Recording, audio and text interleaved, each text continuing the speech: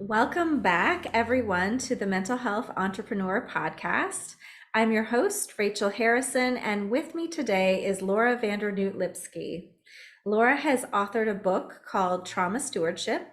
She has also done a TED Talk on the subject and has a podcast called Future Tripping. Welcome, Laura.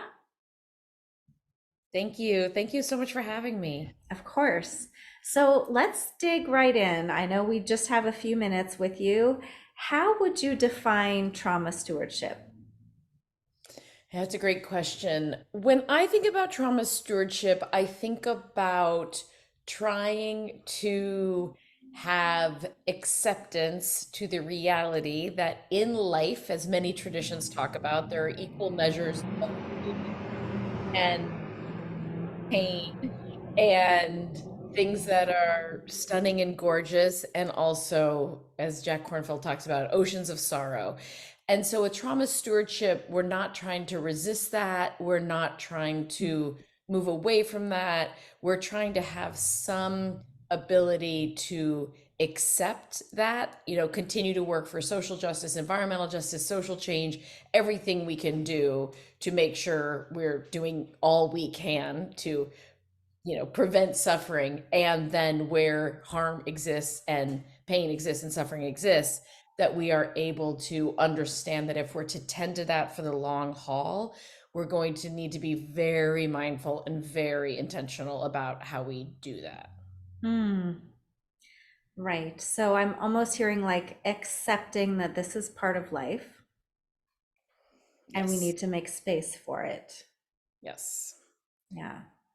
So where do you see that becoming the most challenging? I know in your book you talk about a lot of different places where people might have difficulty with this. hmm hmm Well, it's a great question. I mean, one of the places, I work with all sorts of professions and folks and many different jobs and careers. I think one place that it gets very hard is when you have folks who are incredibly, incredibly, incredibly dedicated, and Hmm. it means so much to them, the work they're doing, to tell those folks to pace themselves, to slow down, to understand, like, if they want to be this for the long haul, this is gonna, really take some intentionality, to move away from martyrdom, which is set up systemically and structurally. That's a big ask, right? Whether or Hmm. not somebody has their own trauma history, I think that's a big ask. So that's one thing I would say. The other thing I would say is, when I do this work, I never talk about it in terms of self-care. And I say that with respect, but for me, it is very important that we address the systems and the structures where folks are doing this incredible work, both the systems and structures that are contributing to harm, and then the systems and structures where folks are doing this incredible work, right? And that I think those systems and structures, whether it's the legal field or the medical field, the mental health field, the places that are working for ecology, whatever it is, that those systems and structures, I think, have a moral mandate and an ethical obligation to create sustainable environments where folks can do these jobs and do this work. So I think that's another place it gets very hard, right? Is the systemic Hmm. structural piece, and not ever taking away folks' individual accountability, responsibility. But this can't, to me, this just cannot be an individual pursuit of, like, okay, everyone, let's turn our frowns upside down now, right? Like, we really have to look at this structurally and systemically. And then the third thing I would say is, the other place that I spend a lot of time working is with folks who are providing care for others. So that could be, your brother has come home from serving in the military, right? This could be that your mom is dying of early onset Alzheimer's. This could be that you have a child who is neurodivergent and things are really, really, really hard in middle school, right? This is like all the care providing that happens. I imagine folks listen to your podcast from all over, but certainly in the United States, we do a pretty miserable job supporting folks who are providing care, whether that, again, is for somebody who is ailing or aging, or, just people who are parents. We don't do a good job there. So And do that's you the think other thing I would say. that's largely not making space for suffering, or what are some of the things that you see that could be better? Well, I think it's a few things. I think I think part of what's gotten challenging with the conversations around self-care Mm. is that, let's assume, well, let's like that it's not been intentional, but I think inadvertently what has happened then is there's been a big shift on individually, what are you as an individual going to do to take care of yourself? Mm. As opposed to, hang on a second, like, do you know any public school teacher who is like able to actually do their job well, given the resources they have and the time they've been given with the responsibilities they have? Like, how are you supposed to do that job well long term? Any nurse, do you know any nurse who's like, oh yeah, I've got just like an abundance of time to do this, right? Any Mm. public defender. So I think part of what's hard is we're not looking at the systems, we're not looking at the structures that are creating so much harm. And then you have these individuals who would think, if I was just more efficient, if I was just more devoted, if I just skipped my lunch, and also if I never took time to pee during the day, maybe I would be able to do X, Y, or Z, right? Mhm. So I think that's part of what's gotten very, very hard. And then I think the other thing, as you know, is when folks are overwhelmed with trauma, it's very hard to step back and think like, okay, hang on a second. Like, my parent might have Alzheimer's for a decade, right? I'm going to be parenting for a very long time, my child. Yeah. My sister who just returned from combat, there's a chance her PTSD is going to go on for a long time. So, what do we need to put in place so this is actually sustainable? And instead, I think as humans, we get very used to just you put your head down, you keep your mouth shut, and you just do what needs to be done. But then we know that that causes a lot of harm. And I think we just haven't spent enough time paying attention to what that looks like. Mm. Yeah. Yeah. I do think that that's true. And I'm wondering though, how do we make space for that? Like where do we start with that? Mhm. Yeah, I appreciate that question. I mean, I think, I don't know your experience with this, but in my experience, I think one of the most damaging things when it comes to anything trauma related and anything related to oppression of any kind is isolation. So I Mm. think one of the most important things that we need to do is interrupt folks' isolation. Part of what I tried to do with the writing I've done with on trauma stewardship and then on overwhelm is just help acknowledge for folks if you are feeling like you can never do enough, if you are feeling exhausted, like ancestrally exhausted, Mm. if you are feeling numb, if you are feeling negativity bias, if you are feeling cognitive overload, it's not you. I mean, it might be, you might be experiencing that, but it's something not wrong with you, right? Like you're in good Mm. company. And I have this kind of circle that I show folks that have some of the most common manifestations individually, collectively, personally, professionally, what folks experience when they're navigating overwhelm, trauma, really hard things. And I cannot tell you how many people will be like, have you been reading my journal? Are you in my couples counseling session? Do you have a camera in my home? Because we do this thing where we think like it must just be me, right? And then we get into guilt and then we get into shame. And we do this thing of like, if I feel like I can't parent my kid one more day, right? If I feel like I Mm. can't be the therapist I want to be, if I feel like I can't show up and work against species extinction, there's something wrong with me, as opposed to being able to pull back and be like, wait a minute, like this is Mm. completely untenable. So I think that's one thing is interrupting isolation, because isolation I think really really causes folks to get into a very damaging place. You know what I mean? It's like one Yeah. thing if you show up for a job that's hard and you're like, okay, this is bananas, but I'm going to do the best I can. I'm going to like bring my A game, but I'm not internalizing this. Right? That's very Mm. different than if you show up, you're trying to do it and you start internalizing that there's something wrong with you, that you can't get what needs to get done. And also not just that, but like, joyfully in a delighted way. There's With a so much smile. change, right, exactly. Hmm. Yeah, Hmm.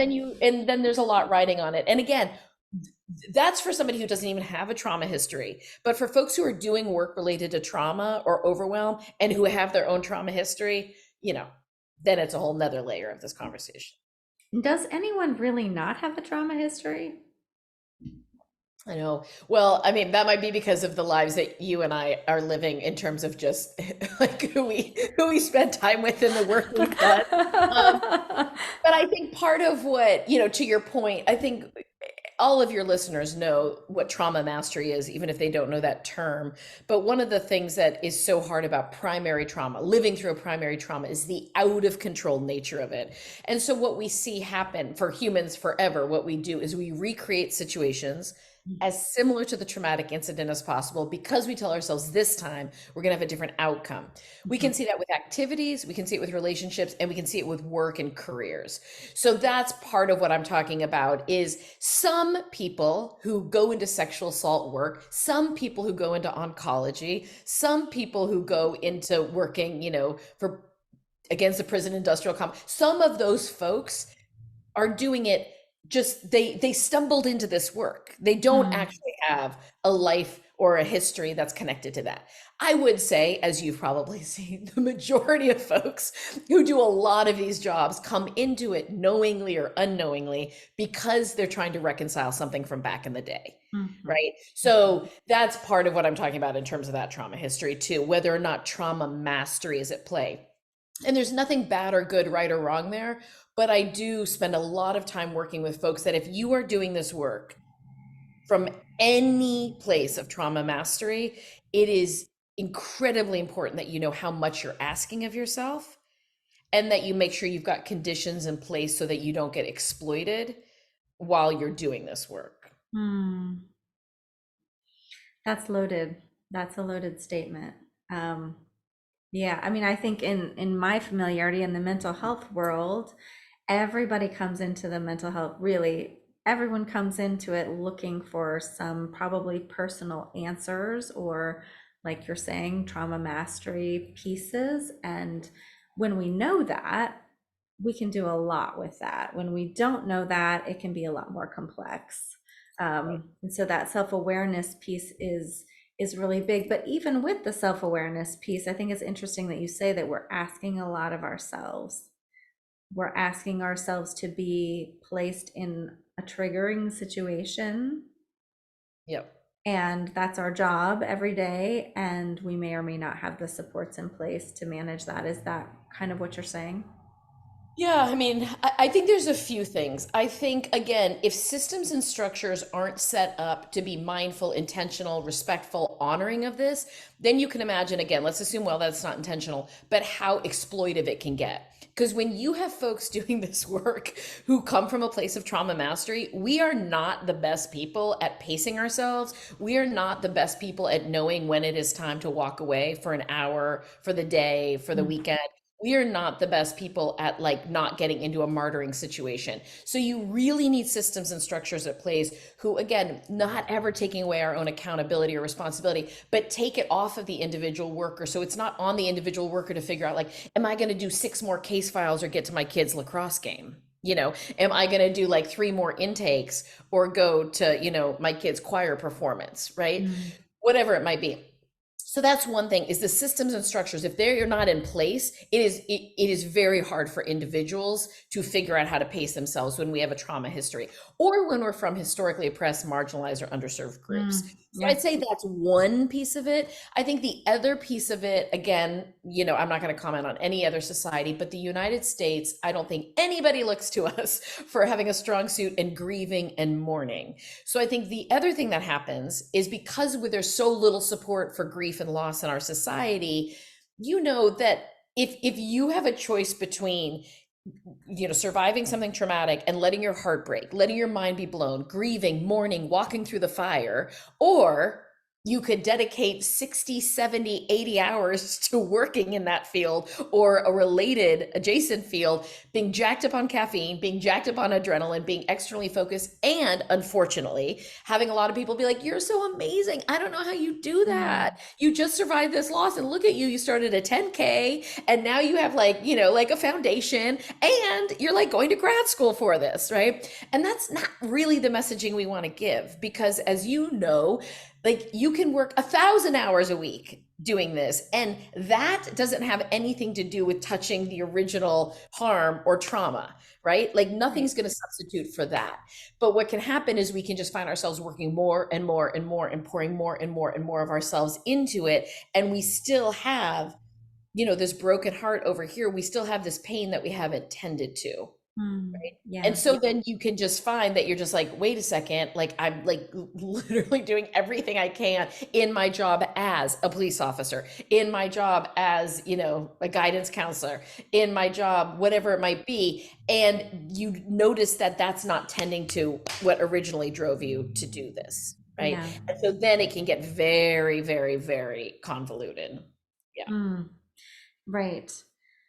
Right. And I think about too the reality of when you're serving a population that is struggling, again, like you're saying, all these different possibilities, whether that's a trauma survivor, whether that's first responder, all these different careers. It seems like it's very difficult if we are not tending to our own selves. Then I also wonder how well we are able to help.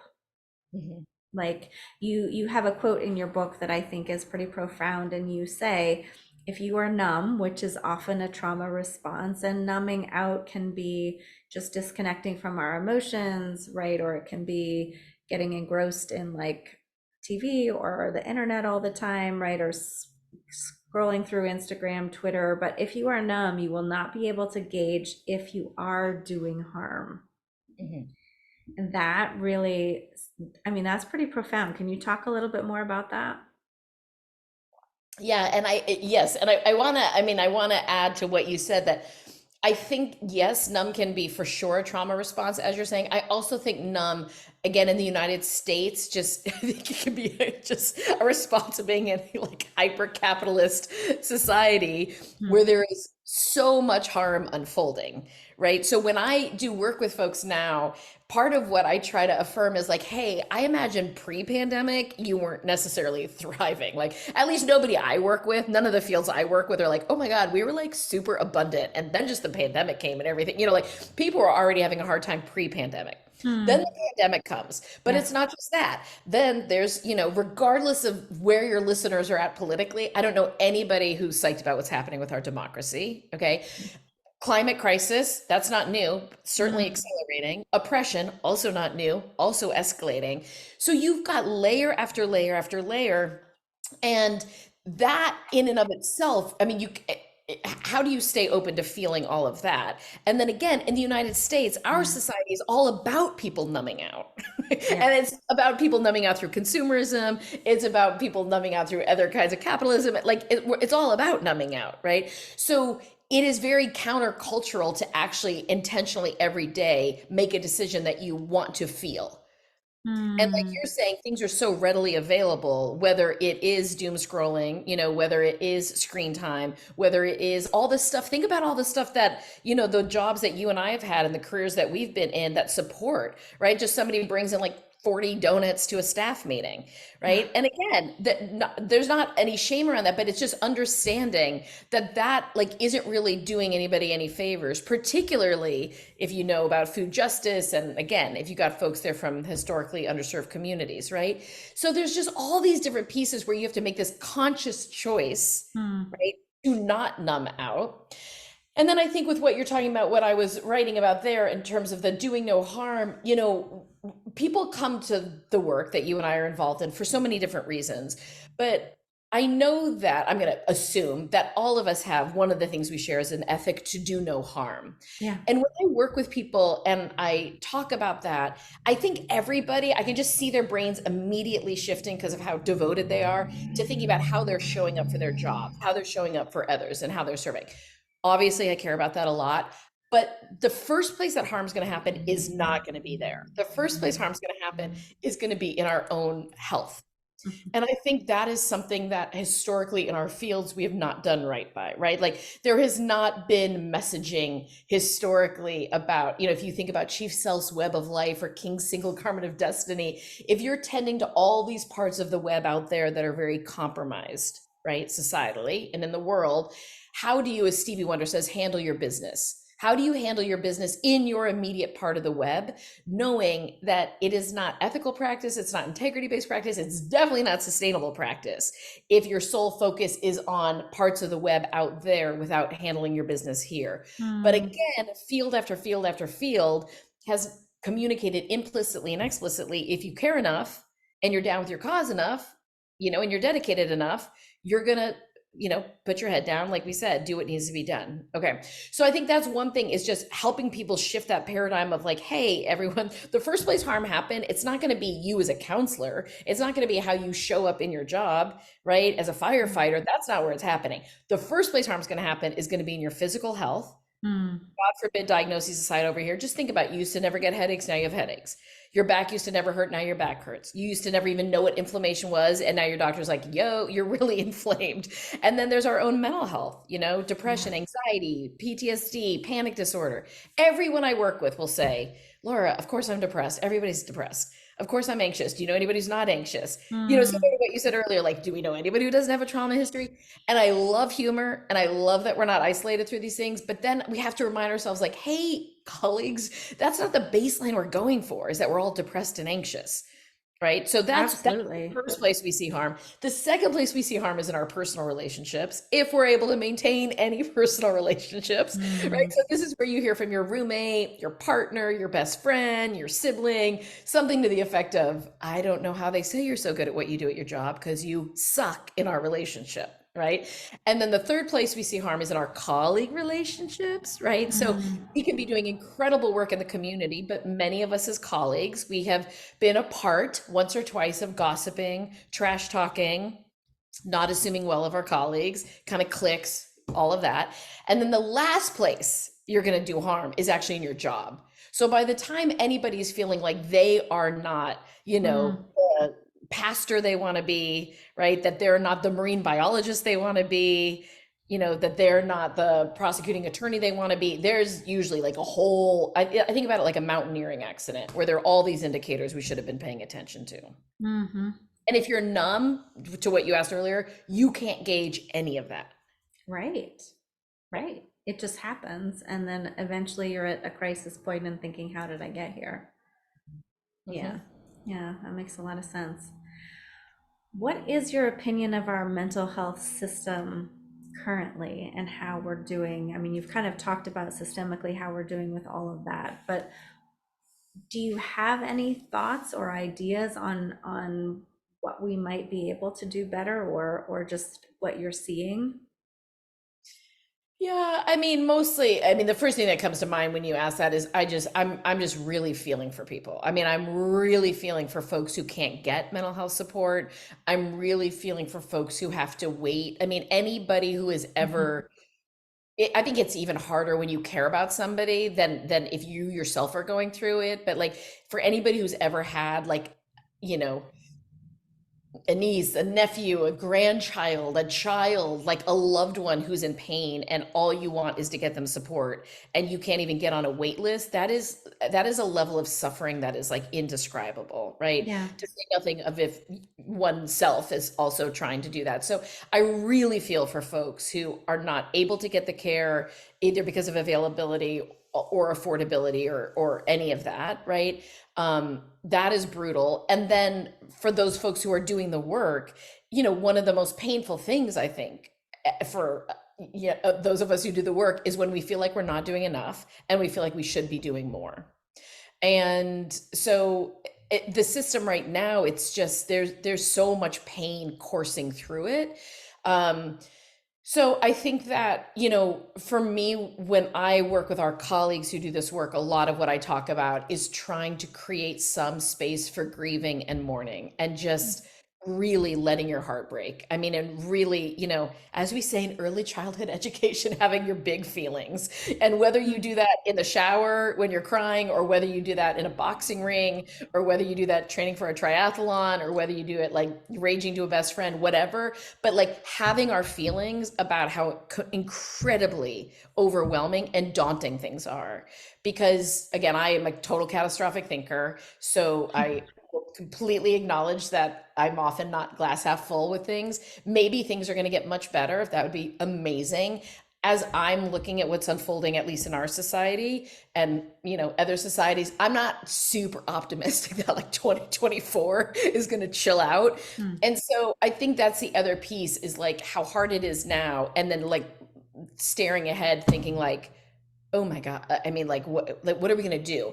So I Right. think one of the things is we have to feel deeply, and we have to have conditions in place where we can metabolize like how scary it is, how overwhelming it is, how sad it is. And then we go about the business of, we do what we can, right? We do what we can.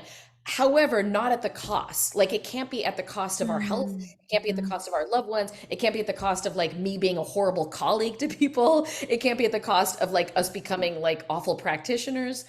So I think that's one thing. I mean, on the other hand, in terms of glass half full, I am really optimistic about the folks who are doing what they can to bring in alternative and new modalities, mhm, whether that is being able to use, traditional medicines, obviously in an ethical, integrity-based way, or folks are using, more and more stuff just working with one's environment. But I do feel like there are some really very hopeful things, happening now and also on the horizon of how we are doing what we're doing.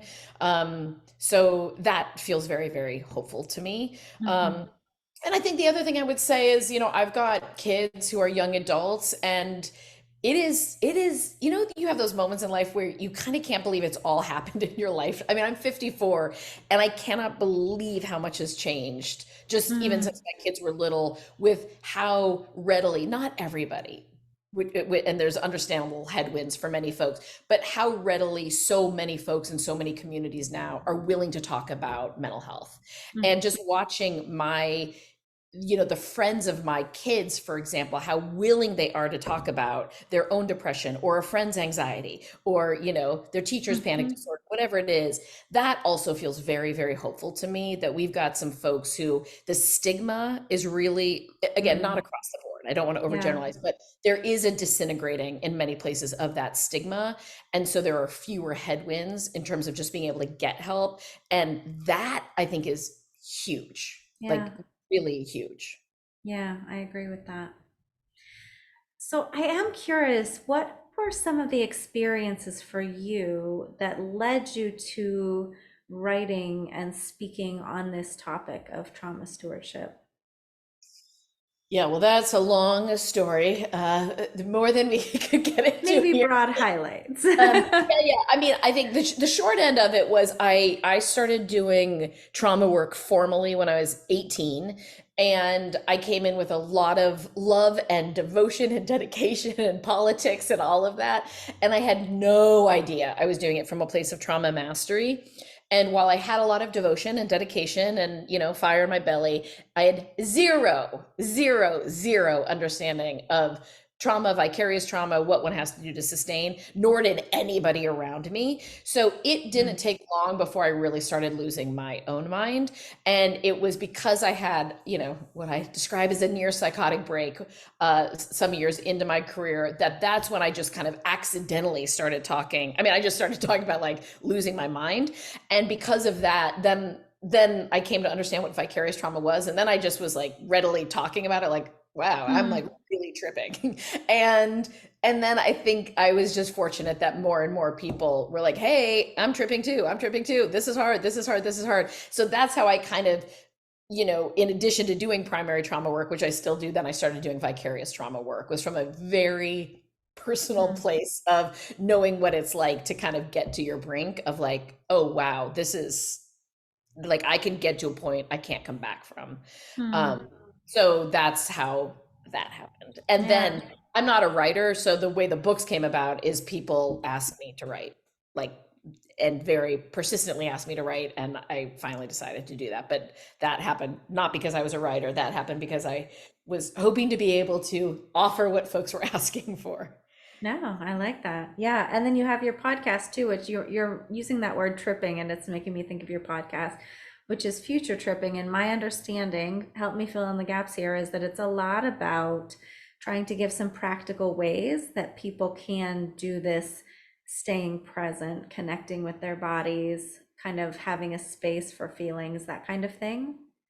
Yeah, yes, beautifully said. It's really all about overwhelm, and it is trying to offer folks, we pitch a very wide tent, and it is trying to offer folks concrete tactical strategies for how do you navigate overwhelm. And Hmm. it's a combination of folks who come and talk about very specific things. We have a whole episode on narcissism, for example, and then folks in certain fields who come in and talk about their field. Ed Yong, who won the Pulitzer Prize, talked about what it's like to be a journalist and the vicarious trauma there. It's very important to me that all of my work, to the best of my ability, is also relevant for adolescents as well as young adults. And so we also have adolescents and young adults come in and talk about their experience of, what it's like to whatever, navigate like the hellacious experience of being in high school and figuring out what Yeah. to do after high school, right? So it's for adults as well as adolescents, and we pitch a very wide tent. And you can kind of scroll through and find the episode that you want on perfectionism, right? Or hear a story about somebody who survived the fires in Maui. And in every single episode, we really try to offer very, very concrete strategies of how to navigate overwhelm. I love that. I really do. That's amazing. So, last question. What is one thing that you really want people to know from all of this topic, from your work, from anywhere? What is, if we boiled it down, what would be the one thing? Yeah, I think revisiting this point of just no matter how overwhelmed you are, no matter how at a loss you are, matter how despairing you are, understanding that you are in very, very good company and you are absolutely not alone. And I know it Mm. can feel lonely and life can feel very isolating, and you can really believe that you're alone. And doing anything that we can to remember we're not alone. And while sometimes the hardest thing in the world is to ask for help in any way, whether that is Mm. from a teacher or a neighbor or a friend or a colleague, even if you don't have to know what the help looks like, but just being able to say, hey, I don't actually think I'm doing okay, honestly. And just to kind of reach for that help and remembering that you are in good company, and there are so many options now in terms of what that help looks like. And it doesn't have to be sitting on a therapist's couch, though that can be amazing, right? Hmm. It can be Hmm. working with a trainer, it can be studying martial arts, it can be going to an acupuncturist, it can be joining a hiking. I mean, there's a lot of options, Yeah, but trying to remember that we are not isolated. I love that. I love that. Well, Laura, thank you for being here today. And all of your connection information will be in the show notes for anyone that's interested. And I just really appreciate you talking to us. Thank you so much for having me. It's really, really a treat to get to have this conversation with you. And if we at my institute can be of any support to your listeners, we avail ourselves. Awesome. Thank you.